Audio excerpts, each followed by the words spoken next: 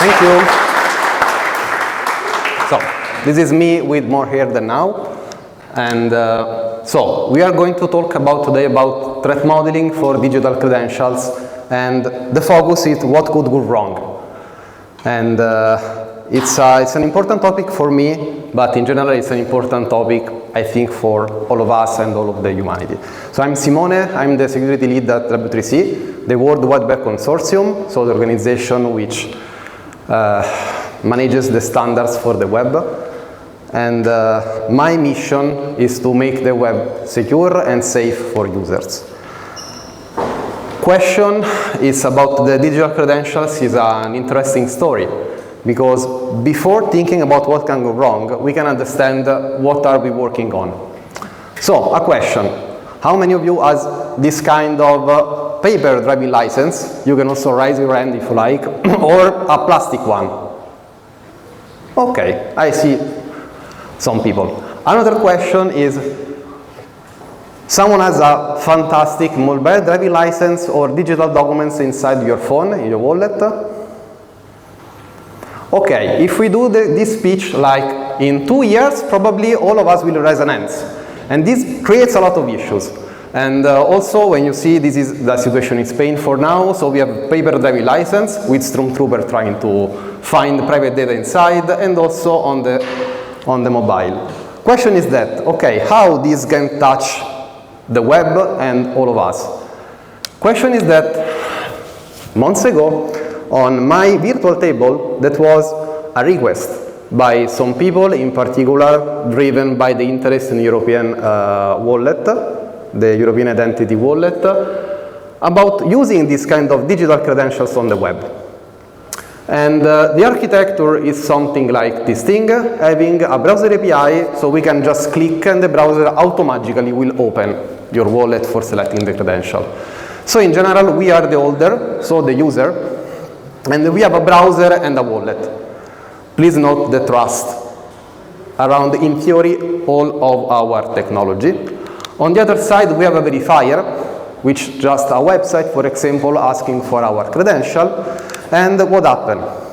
When I'm going to click on, okay, I would like to enter my credential for something, accessing a resource, or compiling a form, for insurance, for pretty much everything which is needed, the credential, real credential signed by my government, I'm going to have this one. So the website will generate a request with the representation of the credential, and at the end, the user can consent the usage for this website for the credential, then it's going to connect to the wallet, and the user can decide what is going to present. Then the browser will send the presentation of the credential to the website, and the website can verify if the credential is valid. And this is another flow. It's not something about the browser API, but something really important is going to happen. Because there are a lot of techniques, that's because it's another flow. Then this verification happens, and then the website decides to grants, denies the access to the resource, receive the data, and so on. When this popped up, there was a lot of people thinking, hey, there are a lot of problems. There are human rights problems, harms, so the another category of threats. And during a lot of discussion, we identified that there are a lot of threats that cannot be managed by this API, or solved at least. So we understood that we need a high ground. And for doing this, we started writing a high-level threat model, which is a method. So we have a tiny threat model for the digital credentials API, another one with all the ecosystem, all the world, starting from government framework, trust framework, applications. Also, even if we are just inside the tiny blocks inside between the holder and the verifier, and probably we will also go to the issuer side. And so we understood that this threat model is really complex, because there are high-level threats that, for example, from privacy and human rights are on upper level, and maybe they have a solution on the lower level. Or, for example, there are multiple threat models, because there are a lot of standards from credentials format, and standard formats is not only a problem of a format of a threat model, Then we have also communication protocols, verification techniques, a lot of things. So in theory, we have a lot of threat models linked by security assumptions and this kind of things, and they are modular. So for example, I can just have a threat model for the specific protocol, that can be the communication or a specific phase. So there are a lot of inherent threats. So there was all models are interconnected, and maybe I can find a threat on a specific level and solve another one. Or maybe just worst case, I can specify maybe regulators, please put in a law this specific thing so we can avoid this kind of abuses. And for the reason, as WTC, we started to have the threat modeling community group, which is a free group, free for all, when various stakeholders we are going to write their own threat models for the standards. This is why, because in W3C, each standards need to be have inside privacy consideration section, security consideration section, and this kind of section should be the output of a threat model. When we started the threat model community group, there was, of course, some spec developers, which are like your developers, more or less processes similar. They asked, okay, we need to do threat modeling. How we do threat modeling? That's because we started also with Joe, which is here with us, the threat modeling guide for standard developers, and also started another threat model, the web threat model. And if you read the Adam's book, there was like the part of the web that say, hey, maybe people don't want me to write a threat model for the web because it's needed another book. Okay, this is exactly what we are writing. And good thing, all these kind of threat models are public. Public, and anyone can just create a pull request on GitHub for adding threats, modifying threats for whenever. It's totally an open process.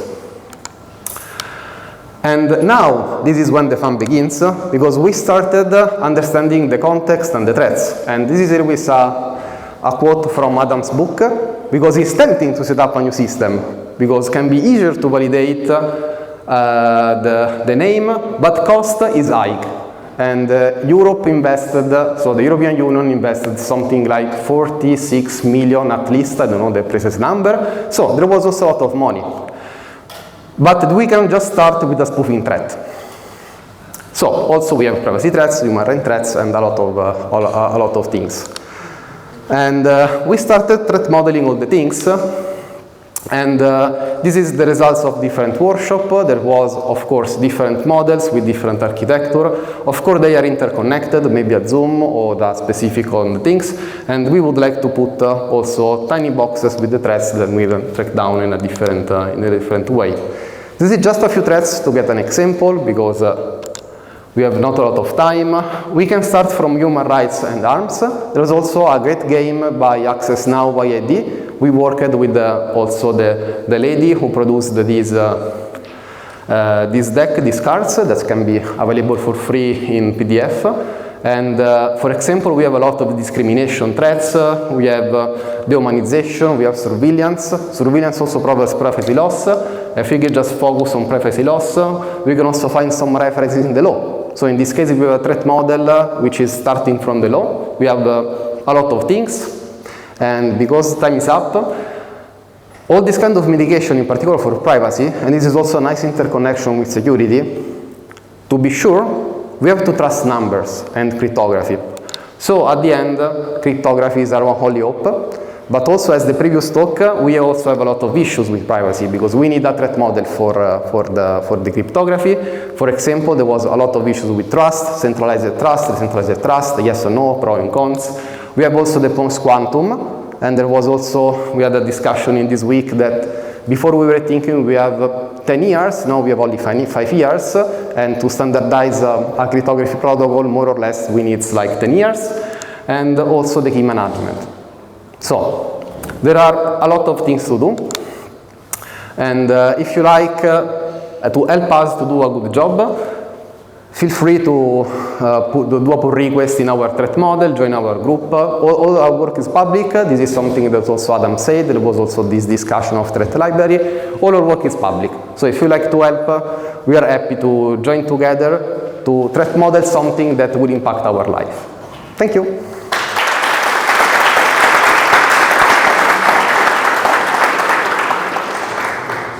Any questions? If there's time, or if it's no time, just ping me around. Thank you. Thanks.